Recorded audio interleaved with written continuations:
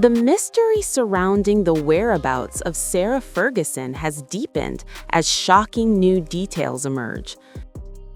After weeks of speculation following the latest release of the Epstein files, the former Duchess of York has reportedly been spotted in the Middle East, quietly regrouping as scrutiny over her past ties intensifies. And a report by Tom Sykes on The Royalist suggests Fergie met with her daughter, Princess Eugenie, there and has been allegedly plotting a return to the public life. So where exactly is Fergie? Why now? And what does this mean for her future, financially, publicly, and within the already embattled royal orbit surrounding Andrew Mountbatten Windsor? Here's what reports claim.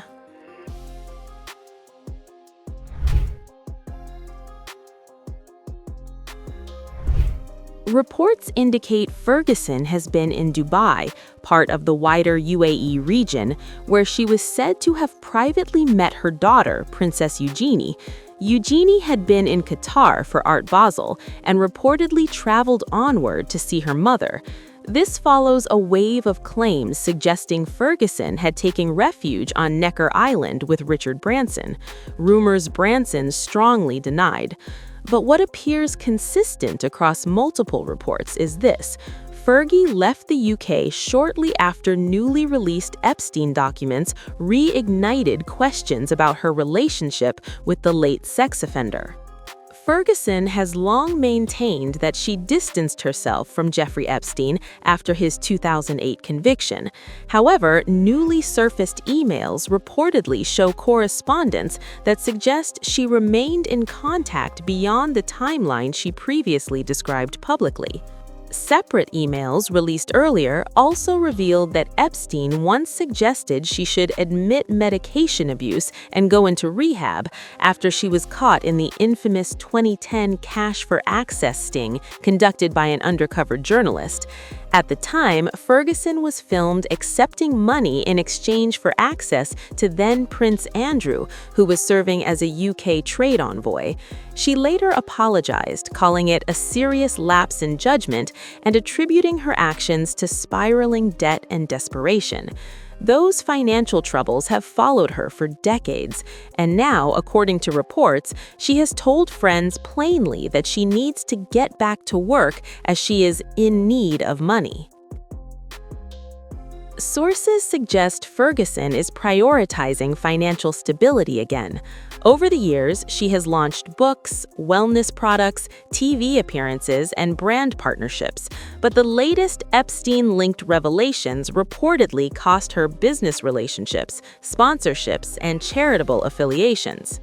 There is also talk she could pursue a tell-all memoir, potentially modeled after Spare by her former nephew-in-law, Prince Harry. Whether publishers would take that risk remains unclear. What is clear is that Ferguson may be reassessing where and how she lives going forward. Reports suggest she may create distance from her ex-husband, Andrew. Despite divorcing in 1996, the pair continued living together at Royal Lodge in Windsor for years and famously described themselves as the happiest divorced couple. But the landscape has changed dramatically. Andrew himself has faced renewed scrutiny after additional Epstein documents surfaced.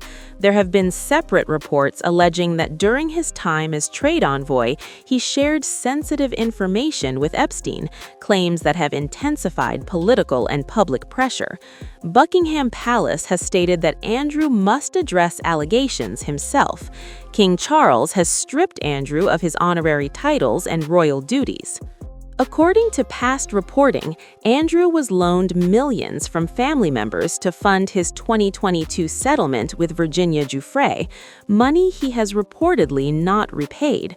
In that context, Ferguson's decision to potentially live abroad, whether in Switzerland, Portugal, or the UAE, may reflect both practical and reputational calculations. Notably, Eugenie maintains ties to Portugal through the exclusive Costa Terra Golf and Ocean Club south of Lisbon. Dubai and the wider Gulf region has long been a region where British royal associations carry significant social capital. Earlier this month, Prince William was in Saudi Arabia on official business tied to strengthening diplomatic and trade relations, a reminder that royal connections remain active in the region, even as scandals swirl back home. Ferguson's presence there could signal more than a vacation. It may signal strategic repositioning. Ferguson has rebuilt before, after the 2010 Sting scandal, after bankruptcy scares, after media ridicule.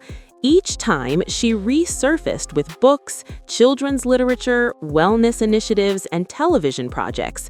But this time, the pressure isn't just tabloid scandal. It's part of a much larger and still unfolding global reckoning over the Epstein network, one that has implicated figures across politics, finance, entertainment, and royalty. Recent releases from the U.S. Department of Justice have fueled bipartisan outrage over how names are being disclosed, redacted, or contextualized. In that environment, even historical associations carry renewed weight. Right now, Ferguson appears to be in a holding pattern. Quiet meetings, no major public appearances, strategic leaks about future work. Sources close to her reportedly say she wants to put her thoughts in order.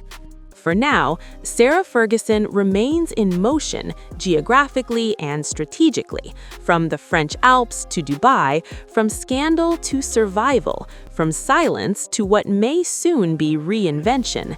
And in a royal saga already defined by controversy, exile, and image management, her next chapter may prove just as dramatic as any that came before.